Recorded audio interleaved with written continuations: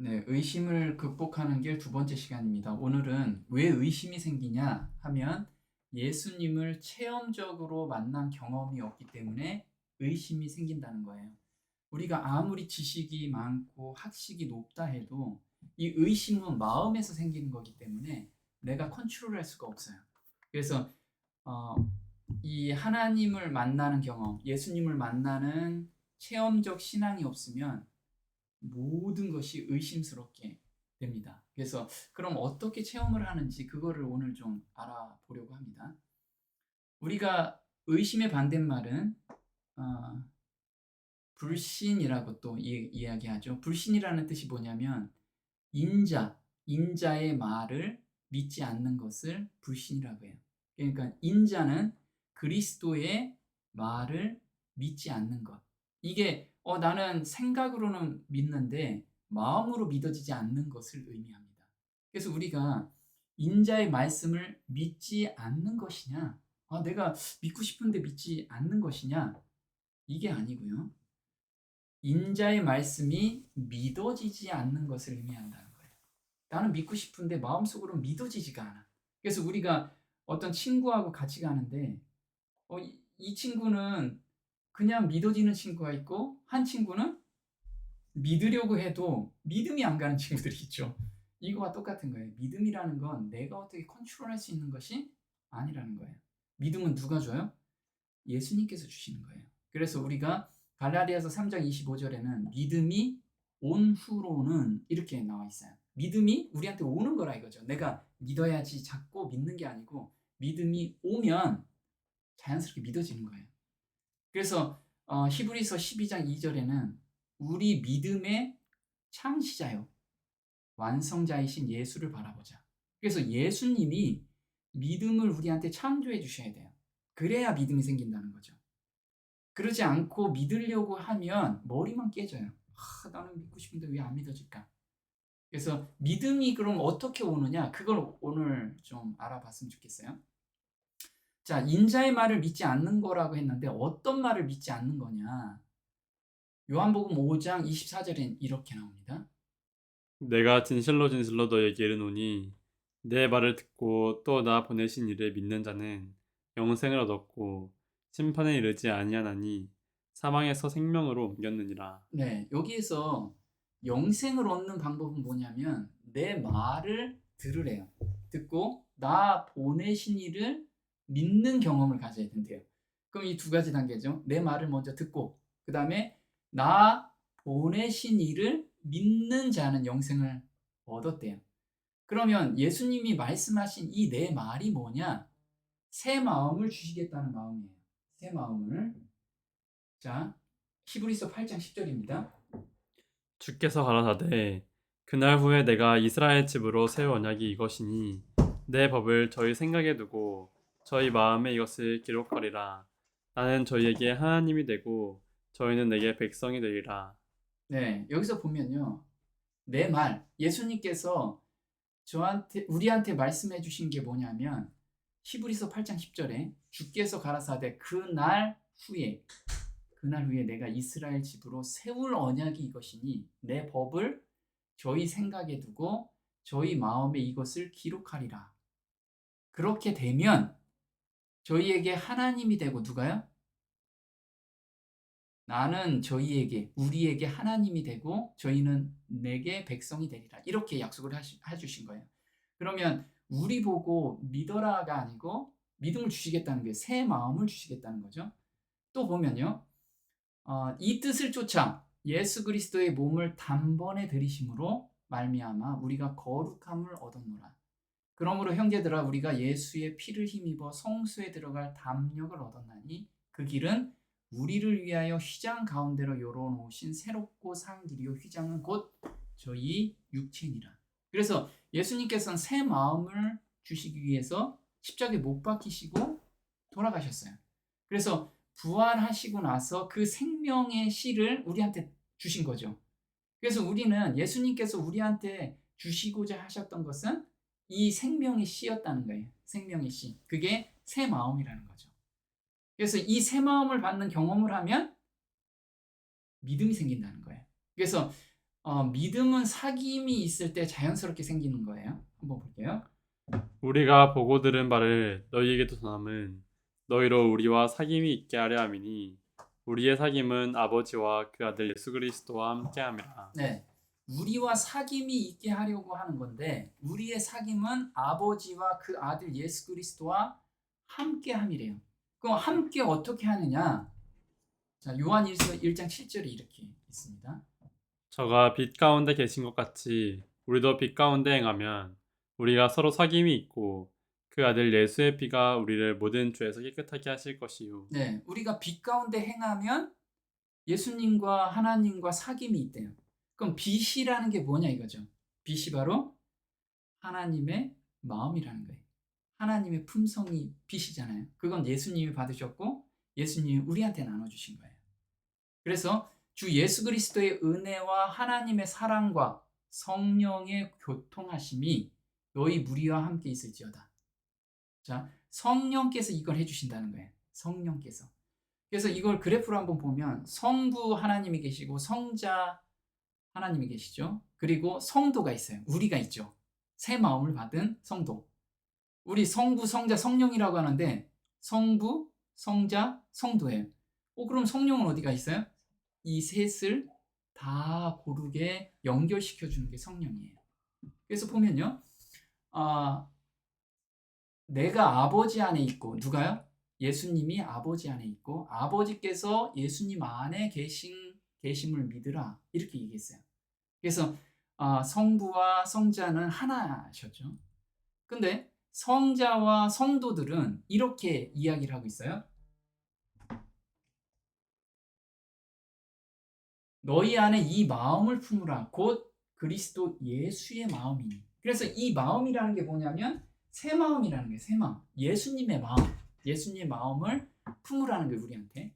그리고 성도는 성부의 마음을 어떻게 아느냐. 마음을 감찰하시는 이가 성령의 생각을 아시나니 이는 성령이 하나님의 뜻대로 성도를 위하여 간구하심이라. 그래서 이제 성령께서 이거를 다 어우러 주신다는 거예요. 다. 우리가 이해 못하는 것도 이해를 해 주시는 것이 성령이시라는 거죠. 그래서 그날에는 이렇게 써 있어요. 그날에는 내가 아버지 안에, 너희가 내 안에, 내가 너희 안에 있는 것을 너희가 알리라. 이렇게 됐어요. 그러면 성자께서 성부 안에 있고 성부께서 성자 안에도 계셔요. 근데 우리가 이제 어느 날에 성자와 성부 안에도 우리가 있겠대요. 그 날이 뭘까요? 바로 새 마음을 받는 날인 거예요. 새 마음을. 그래서 예수님의 마음을 받게 되면 하나님의 사랑도 알고 하나님의 마음도 알게 되는 거예요. 그때 우리가 예수님 안에 있는 거죠. 자, 믿음은 의심을 헌신으로 드릴 때 오는 마음이다. 자, 난 믿어야지가 아니고요. 내 의심이 막 생기잖아요. 그 의심을 하나하나씩 해결이 되면 확신이 생겨요. 그 믿음이 생긴다는 거죠. 그래서 예전에 제가 이렇게 돌이 있습니다. 돌이 있는데 다비드상을 조각한 미켈란젤로가 이렇게 이야기했어요. 다비드상을 공개한 다음 그 같은 걸작을 어떻게 만들 수 있었느냐는 질문에 미켈란젤로는 이렇게 대답했다고 한다. 난 대리석에서 완벽하고 완전한 다비드상을 보았고 다비드상이 아닌 부분만을 없앴을 뿐이다. 네, 그래서 미켈란젤로는 이렇게 그 대리석 안에 다비드상이 자기 눈에는 딱 보인 거예요. 그래서 우리가 만약에 지금 믿음이 없다. 그러면 믿음이라는 것을 이미 대리석 안에 내가 딱 가지고 있으면 이젠 거기서부터 의심들이 있잖아요. 망치로 의심을 하나씩 쳐내는 거예요. 하나님이 정말 살아계실까? 살아계시다면 나를 왜 이렇게 힘들게 할까? 이거 의심이잖아요. 이 의심을 드려야 돼. 그럼 하나님께서 확신을 주신다는 거죠. 또 정말 그의 나라와 그의 의를 먼저 구하면 먹고 살게 해주실까? 이것도 의심이잖아요. 근데 그 의심을 드리고 정말 행하게 되면 그 확신을, 경험을 주신다는 거예요.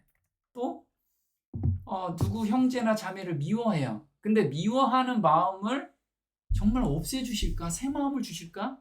이것도 드리라는 거예요. 드리면 그리고 하나님께서 새 마음을 주시는 경험을 한번 경험해 보라는 거예요. 그래서 의심들을 계속 드리잖아요. 그럼 뭐가 생겨요? 이렇게 완벽한 대리석이 생겨요. 그래서 우리는 의심을 계속 예수님께 드리면 확신으로 우리를 답변을 주세요. 확신.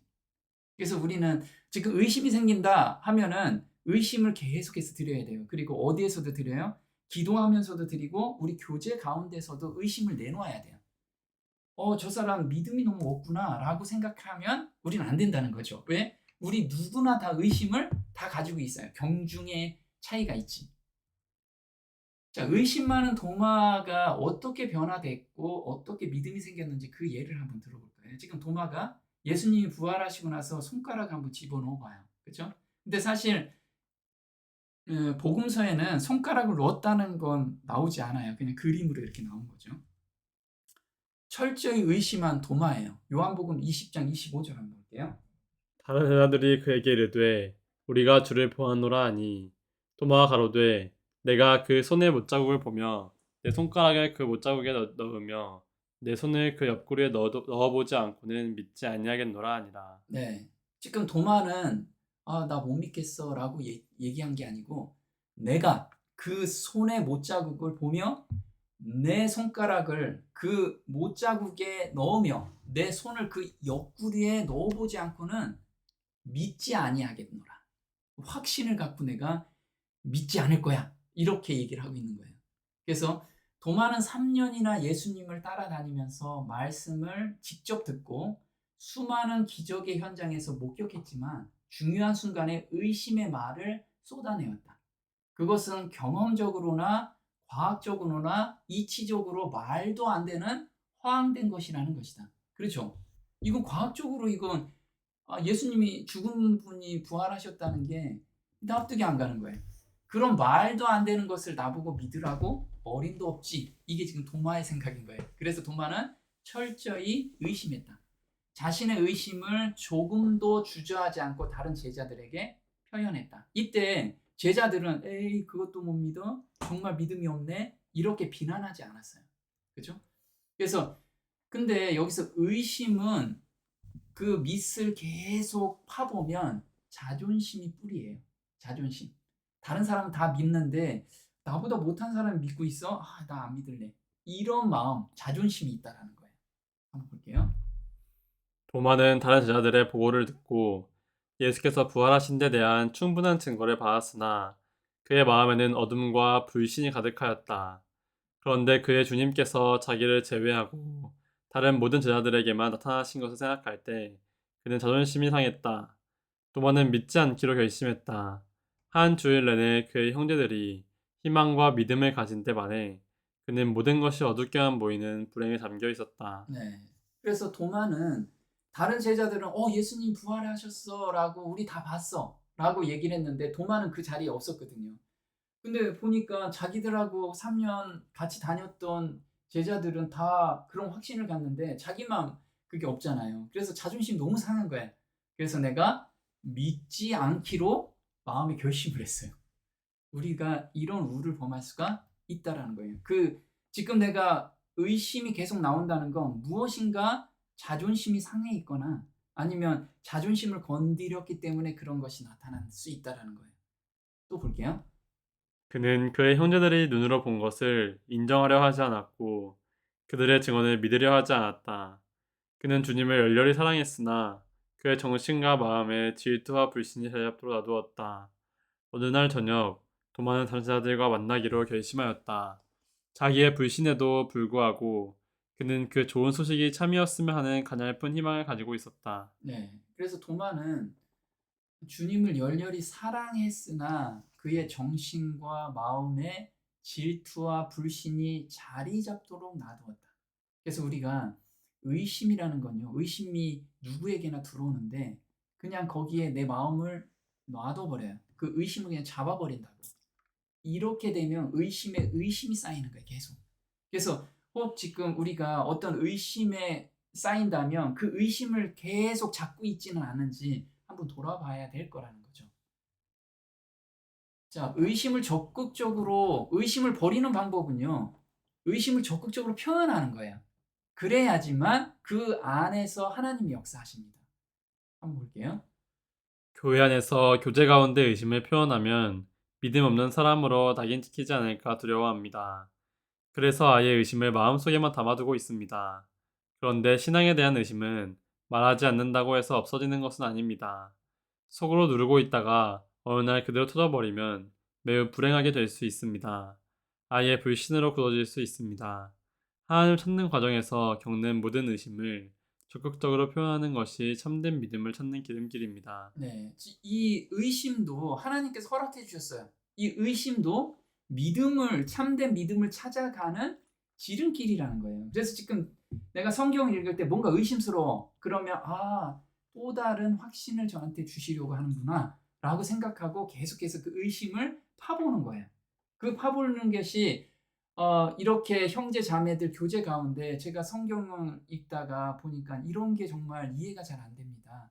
이런 거를 이야기를 하라는 거예요. 그럼 그 안에서 하나님이 역사하시는 거예요. 마태복음 18장에 진실로 다시 너희에게 이르노니 너희 중에 두 사람이 땅에서 합심하다는 게 뭐죠? 마음을 합한다는 거예요. 무엇이든지 구하면. 자, 무엇이든지 구할 때 우리가 먹을 것 좀 주세요. 이것도 구하는 거예요. 저 일자리 좀 주세요. 이것도 구하는 거죠. 무엇이든지 안에 들어가기 때문에. 그런데 내가 의심이 있어요, 하나님. 이 의심을 제가 확신으로 좀 바꿔주세요. 이것도 구하는 거예요. 그래서 무엇이든지 안에는 의심도 다 들어가 있다라는 거예요. 그래서 의심적이다는 것을 말할 때 정말 믿음이 없다라고 우리가 교제 가운데 그런 분위기를 가져가면 안 된다는 거예요. 그거는 그 사람의 믿음을 더 성장시키기 위한 하나님의 훈련 방법인데 우리가 그걸 판단하면 안 된다는 거예요. 오히려 그런 의심을 이야기할 때 그 듣는 사람들이 그 안에서 누가 역사하세요? 성령님께서 역사하셔서 깨닫게 해주셔요. 그래서 얼마나 감사되는 그런 일이라는 거죠. 그래서 두 사람이 내 이름으로 모인 곳에는 나도 그들 중에 있느니라. 믿음이 안 생기고 의심을 솔직하게 말하는 교제 속에는 성령님이 함께 하셔서 풀어주신다. 단 믿고 싶은 마음이 전제가 되어 있어야 한다. 믿지 않기 위해서 의심을 토로하게 되면 불신이 확산이 된다. 그래서 우리가 의심이 있는데 나는 이거 믿지 않을 거야 라는 마음 상태에서 그걸 말할 때는 오히려 그게 독이 되지만 저는 믿고 싶은데 이게 잘 안 믿어져요. 이런 마음으로 교제를 하라는 거예요. 자, 의심을 극복하라고 격려하시는 예수님을 한번 볼게요. 여드레를 지나서 제 아들이 다시 집 안에 있을 때에 도마도 함께 있고 도마에게 이르시되 내 손가락을 이리 내밀어 내 손을 보고 내 손을 내밀어 내 옆구리에 넣어보라. 그리하고 믿음 없는 자가 되지 말고 믿는 자가 되라. 네, 여기서 예수님께서는 도마가 이야기한 것을 다 미리 아셨죠. 아시고 나서 도마한테 혼내시지 않으셨어요. 도마야, 내가 너하고 3년을 같이 있었는데 이렇게 믿음이 없느냐? 이렇게 말씀하지 않으셨어요. 도마한테 그래, 너 그 의심 한번 내 손으로 내 옆구리 한번 넣어봐라. 이렇게 궁금한 것을 다 질문을 받고 그거에 대해서 해답을 주시기 위해서 예수님께서 말씀을 하셨다는 거예요. 그래서 이 말씀은 예수께서 도마의 생각과 그가 한 말을 잘 알고 계시다는 것을 보여주었다. 의심하는 제자는 자기 동료 중에 한 주일 동안 예수님을 아무도 보지 못했다는 것을 알았다. 제자들은 도마의 불신을 주님께 말씀드릴 수 없었다. 그는 자기 앞에 서 있는 분이 자기의 주님이심을 인정하게 되었다. 그는 더 이상 증거를 바라지 않았다. 마음의 기쁨이 충만한 그는 예수님의 발 앞에 엎드려서 나의 주시며 나의 하나님이시니이다 라고 부르짖었다. 예수께서는 그의 고백을 받으셨으나 그의 불신을 부드럽게 책망하셨다. 너는 나를 본 고로 믿느냐? 보지 못하고 믿는 자들은 복되도다. 만일 도마가 형제들의 증거하는 말을 듣고 기꺼이 믿었더라면 그의 신앙은 그리스도께 더욱 큰 기쁨이 되었을 것이다. 그래서 한번 또 볼게요. 의심 많은 도마에게 예수님께서는 어떻게 하셨나요? 의심이 많다고 비난하셨나요? 왜 믿지 못했느냐고 책망하셨나요? 주님은 내가 할 수 있는 방법으로 검증하고 예수님의 부활을 확인한 후 내 안에 있는 의심을 극복하라고 격려하신 것입니다. 책망하지 않고 비난하지 않고 격려하셨습니다. 우리는 의심이나 신앙의 회의를 두려워할 필요가 없습니다. 의심이 생기면 다시 한번 확인하라는 신호입니다. 의심에 대한 정직한 표현은 진리의 문을 여는 열쇠입니다. 그러므로 믿어지지 않고 의심이 솟아나면 성경 모임에 가서 적극적으로 질문하고 표현해 봅시다. 교제 안에 계시는 주님은 빙그레 웃으면서 우리가 안고 있는 의심을 풀어주는 분이십니다.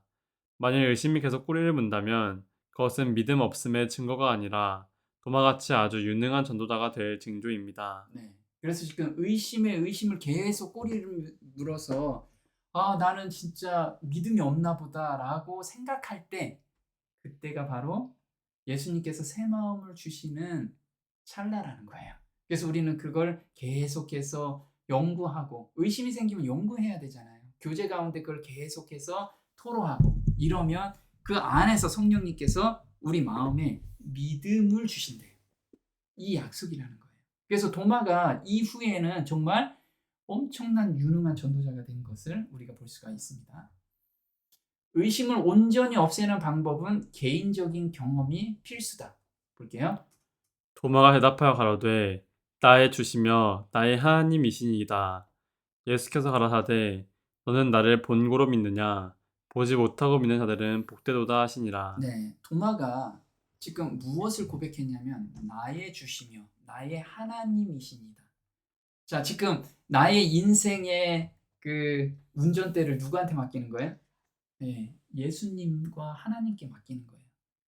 나의 주시며 나의 하나님이십니다. 그래서 예수님 제 삶의 주인으로서 그때 온전히 믿게 된 거예요.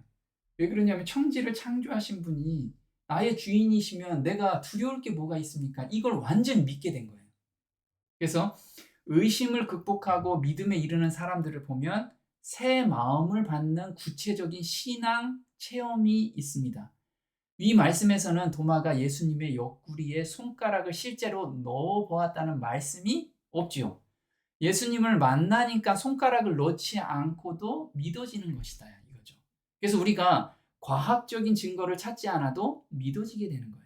왜? 예수님과 인격적인 관계가 형성이 됐기 때문에.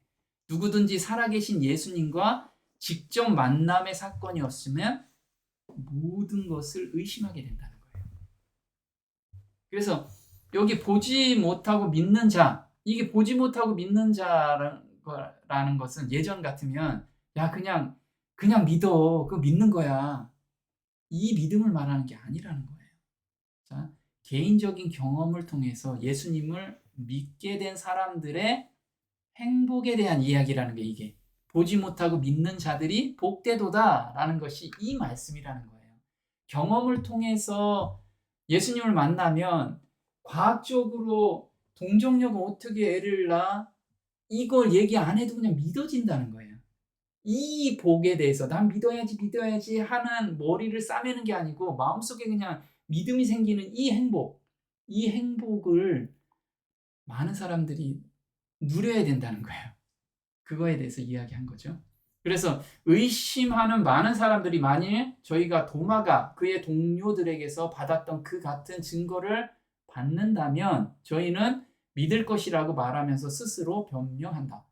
이게 뭐냐면 도마처럼 예수님이 옆구리에 한번 손가락 집어넣어 봐라 이런 걸 나 믿음이 없으니까 그거라도 해주세요 이렇게 지금 사람들이 이야기하는 사람들이 많다. 그런데 그들은 저희가 그 증거뿐만 아니라 그보다 더욱 많은 증거를 받은 사실을 깨닫지 못한다.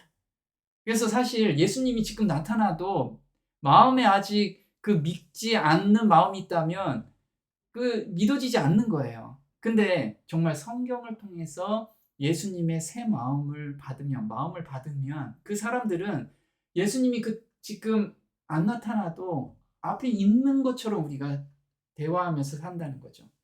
도마와 같이 의심의 원인이 모두 제거되기를 기다리는 많은 사람들의 바람은 결코 실현되지 않을 것이다. 그들은 점차적으로 불신에 굳어 버리게 된다. 그들은 의심의 종자를 뿌리고 있으며 그것으로 인해 완숙된 의심의 수확물을 거두게 될 것이다. 그래서 누가복음 16장 31절에는 이렇게 나와요. 모세와 선지자들에게 듣지 아니하면 비록 죽은 자 가운데서 살아나는 자가 있을지라도 권함을 받지 아니하리라 하였다 하시니라. 네, 이거는 부자와 나사로 이야기입니다. 부자의 자식들이 지금 이걸 모르니까 부자가 아브라함한테 이야기를 하죠. 제발 좀 그 나사로 좀 살려 보내주세요. 그래서 이 지옥불에 다시 들어오지 않게끔 해주세요. 그러니까 한 말씀이 이거예요.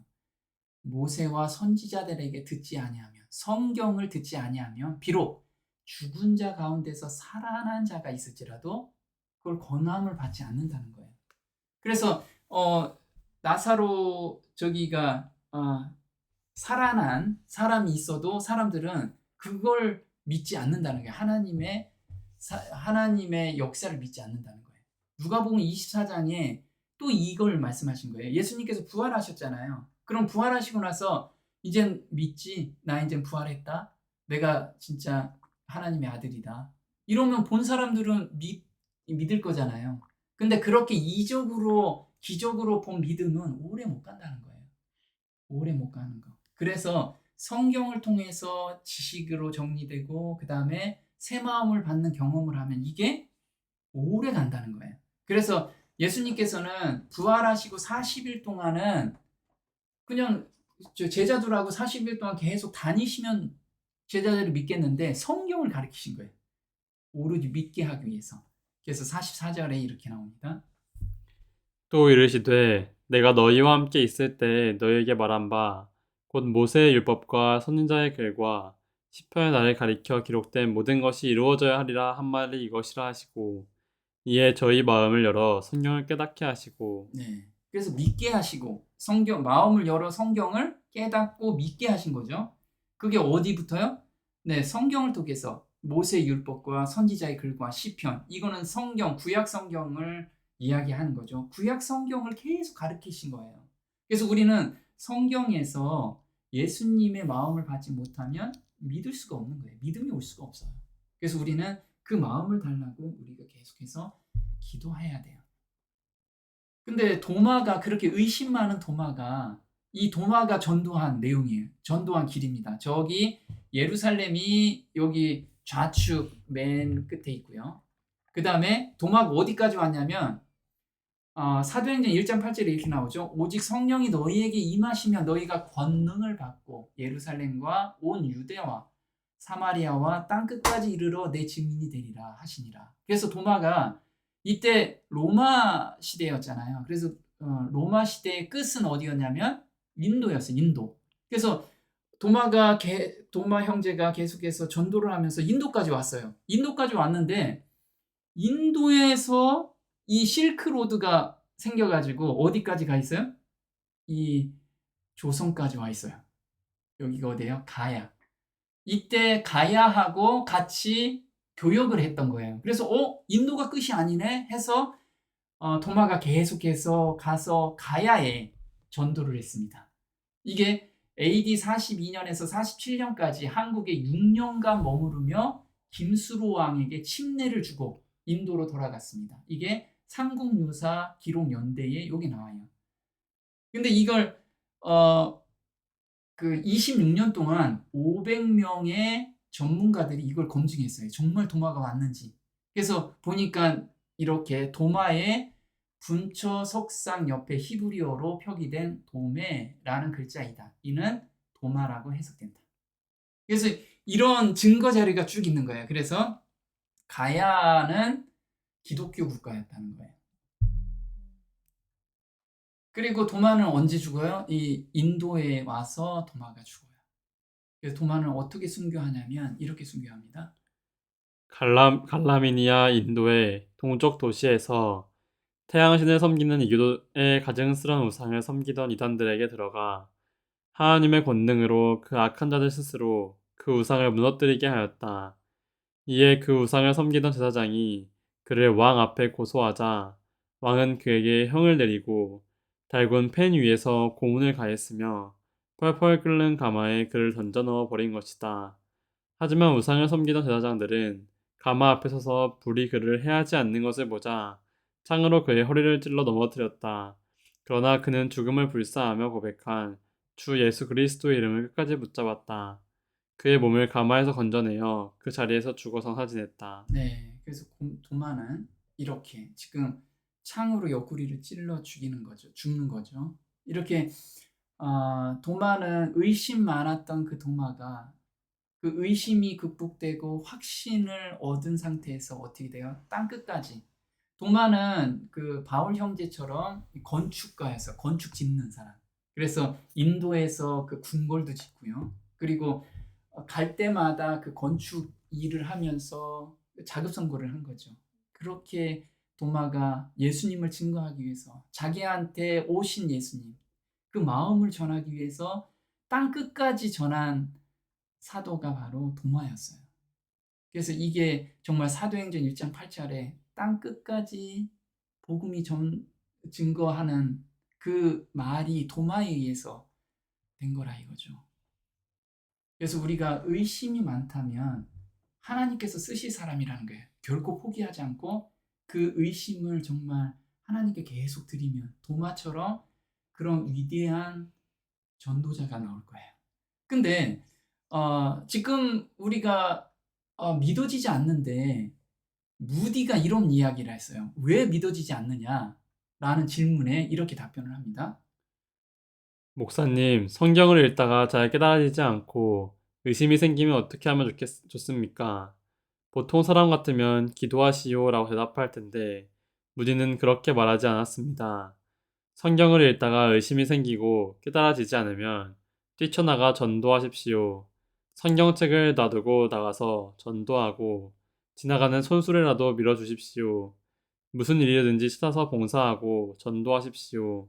그러고 돌아와서 성경을 읽으면 깨달아질 것입니다. 행하지 않고 읽기만 하기 때문에 깨달아지지 않는 것입니다. 네. 자, 믿음이 안 생기는 이유가 뭐라고요? 성경만 읽고 있어서 그래요. 그래서 무디는 이렇게 이야기를 한 거예요.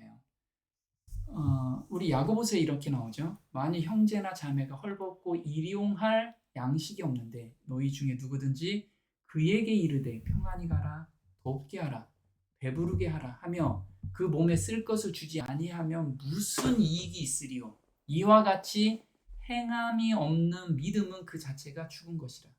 그래서 믿음이 죽어 있는 거예요. 어떤 거예요? 행함이 없는 것이. 그래서 뒤에 무디는 저 성경을 읽는데 이게 믿어지지 않아요. 그래요? 그럼 성경 잠깐 덮고 바깥에 나가서 봉사하세요. 지극히 작은 자한테 하루에 1시간이라도 가서 봉사해 보세요. 그러면 그렇게 하고 다시 성경을 읽으면 믿음이 확실하게 생길 겁니다. 이렇게 답변을 주신 거예요. 우리도 지금 성경만 읽고 있다가 정말 아무것도 안 하다 보면 믿음이 머리 지식적으로만 성경이 쌓이다 보니까 믿음이 안 생기는 거예요. 그런 분, 그리고 우리가 만약에 그런 마음이 있다면 한번 나가보자는 거죠. 옆집 사람한테 인사라도 하고 빵 한 조각이라도 나누고 이런 봉사로 한번 해보자는 거예요. 자, 의심을 토로할 수 있는 교제 분위기를 우리는 만들어야 돼요.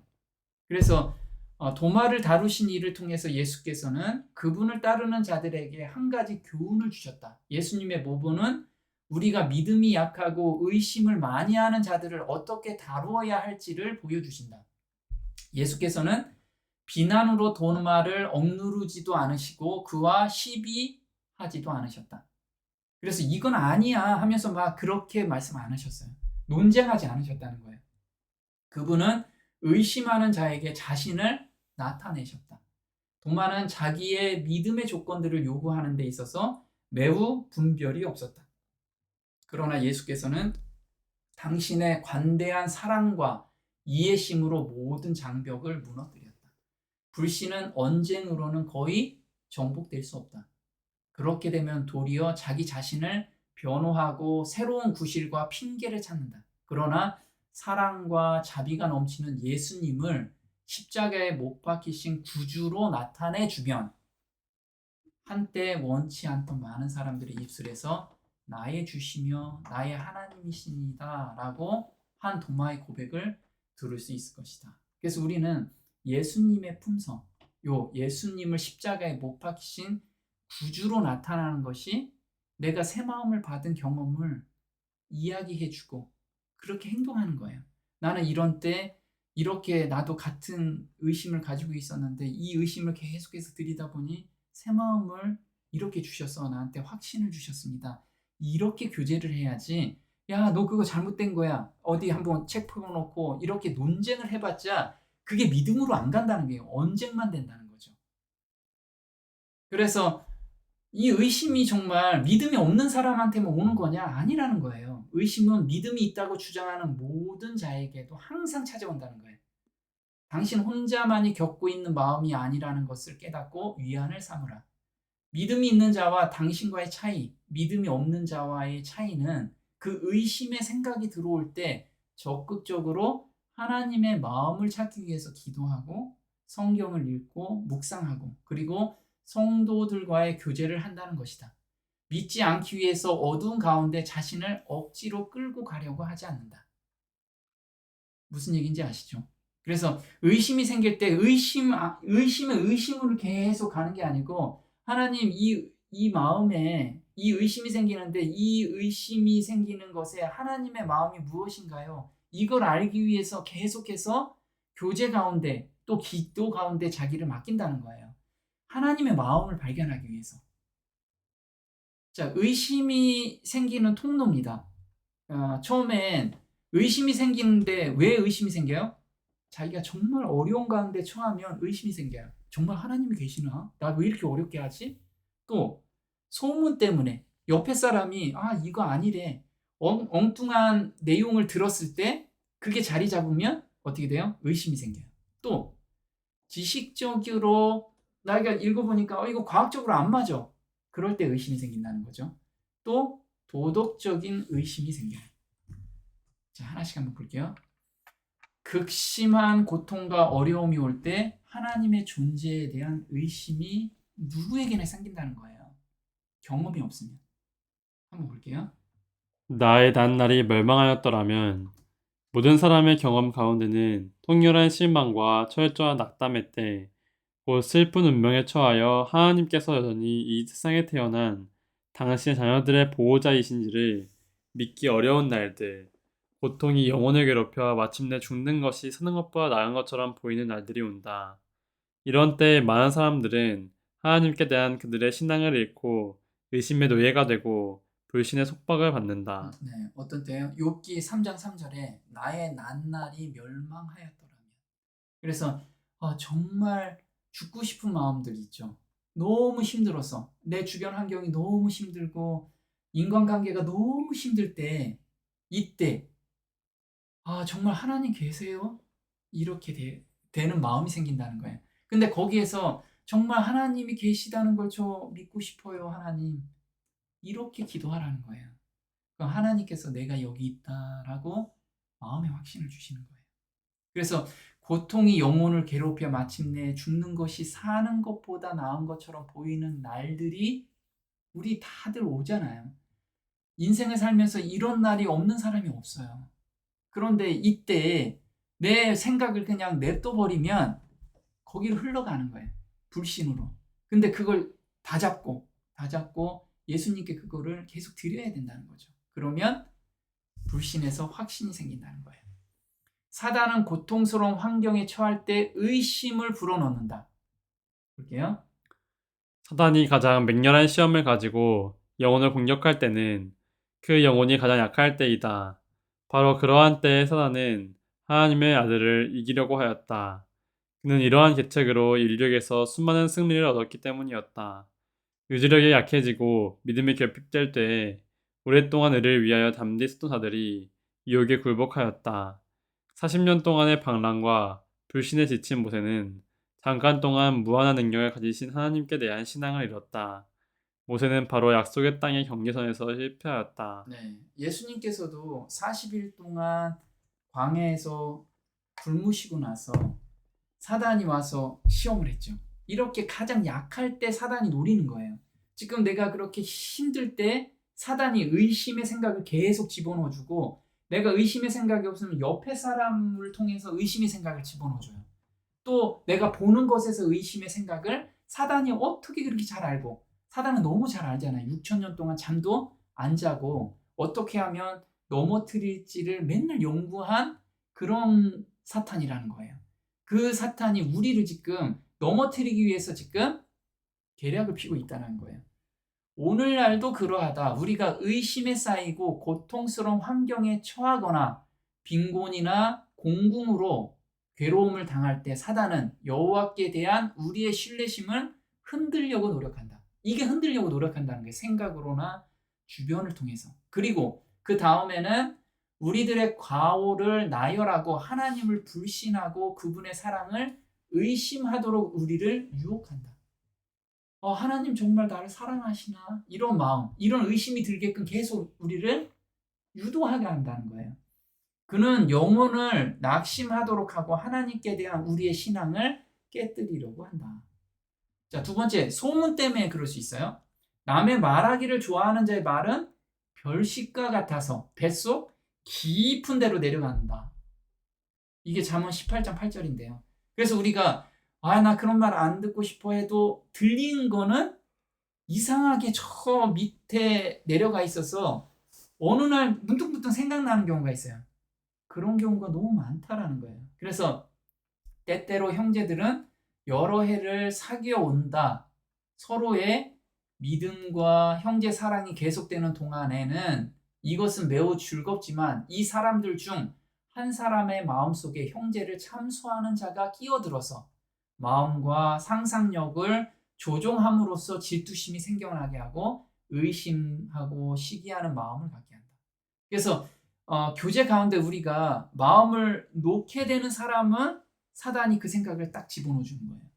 그래서 교제 가운데 그런 사람의 말이 들리면 내 뱃속 깊은 데로 내려간다는 거예요. 그래서 우리 각자는 정말 생각을 잡고 정말 조심해야 돼요. 말하는 것 자체도 조심해야겠죠. 자, 그 형제를 믿고 말해준 것을 되풀이해서 말하고 그것도 오해하기 쉽게 말하는 것은 모든 말과 행동이 아무리 순진하고 악의가 없는 것일지라도 그들의 냉정하고 투기심이 섞인 비평을 받는다. 사단의 일을 하도록 자기 몸을 사단에게 빌려준 사람들은 사단의 정신을 나타낼 것이다. 흔히 떠도는 소문은 형제들 사이의 연합을 깨뜨리고 파괴하는 경우가 허다하다. 그래서 우리는 정말 자기가 증명 안 된 소문들도 이야기하거나 이런 거 너무 조심해야 돼요. 그리고 나는 악의가 없어. 나는 그냥 의도 없이 그냥 얘기한 거야. 그냥 있는 사실을 이야기한 거야. 라고 얘기하지만 그것이 다른 사람에게는 비수로 꽂혀가지고 의심으로 유도할 수 있다는 거예요. 그래서 우리가 형제 자매를 정말 사랑한다면, 사랑하는 마음을 받았다면 그런 말 하나하나를 정말 조심해서 우리가 해야 된다는 거죠. 자, 그 다음에 지식적인 의심입니다. 지식적인 의심 볼게요. 성경에 이해하지 못하고 설명할 수 없는 많은 부분이 있다는 이유로 많은 사람이 성경을 하나님의 말씀인지 의심하는 유혹을 받는다. 그리스도인이 된 지 얼마 되지 않은 사람들에게 흔히 이런 일이 생긴다. 사탄은 성경이 우리에게 주신 하나님의 기별이라고 믿는 믿음을 흔들어 버리고자 시도한다. 네. 그래서 우리 머릿속으로 내가 이해가 안 됐다고 하나님을 의심하게 돼요. 우리 그 짧은 지식으로 하나님을 다 담을 수도 없는데 그 생각을 집어넣어 준다는 거예요. 거봐, 하나님 안 계시잖아. 네 생각으로 지금 이해가 안 됐으니까 이게 성경이 어떻게 이렇게 맞아? 이렇게 우리한테 준다는 거예요. 근데 정말 우리 생각 속에 하나님을 모두 이해한다면 하나님이 너무 작으신 분이잖아요. 하나님은 정말 무한대로 크신 분인데 우리는 하나님의 그 아주 작은 부분만 볼 수 있고 깨달을 수 있는데 인간이 그거를 인정해야 되는데 그걸 인정하지 않는다는 거예요. 그래서 욥기 11장에는 내가 하나님의 오묘를 어찌 능히 측량하며 전능자를 어찌 능히 온전히 알겠느냐? 하늘보다 높으시니 내가 어찌하겠으며 음부보다 깊으시니 내가 어찌 알겠느냐? 그 도량은 땅보다 크고 바다보다 넓으니라. 하나님은 우리가 정말 상상할 수 없는 분이라는 거예요. 또 한번 볼게요. 우리의 지성으로 하나님의 성품이나 사업을 완전히 이해하기는 불가능하다. 가장 뛰어난 지력과 학식을 가진 사람이라도 그와 같이 거룩한 분을 온전히 이해할 수는 없다. 그분은 언제나 신비에 속하게 될 것이다. 네, 그래서 우리는 믿음의 눈으로 하나님을 보고 느낄 수밖에 없다라는 거예요.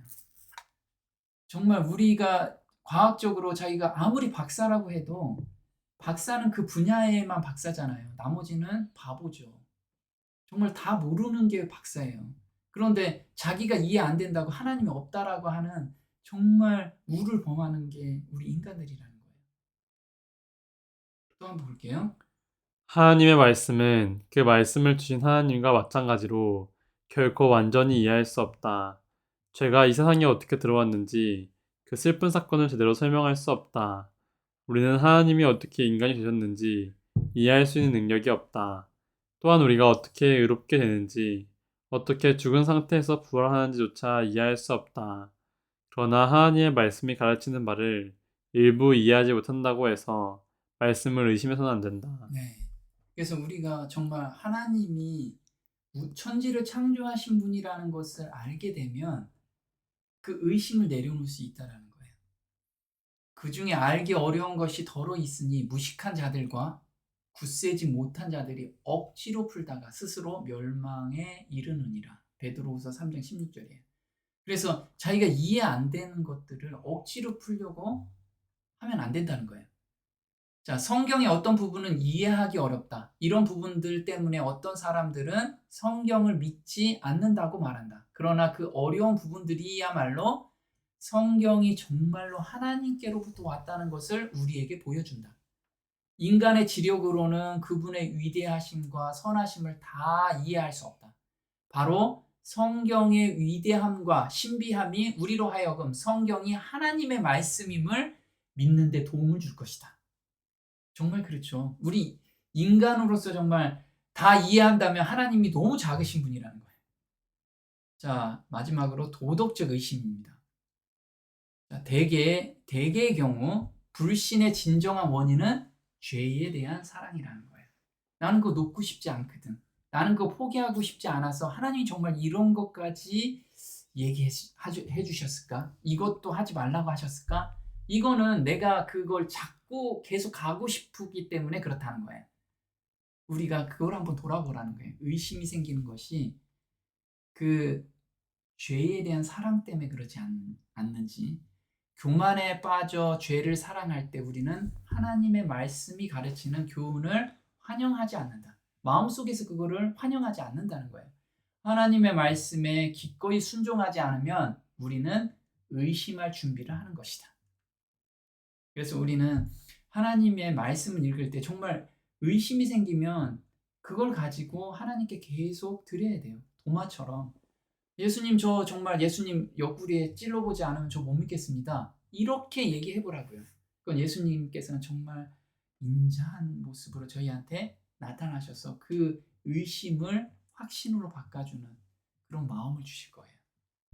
네, 오늘 여기까지 하겠습니다.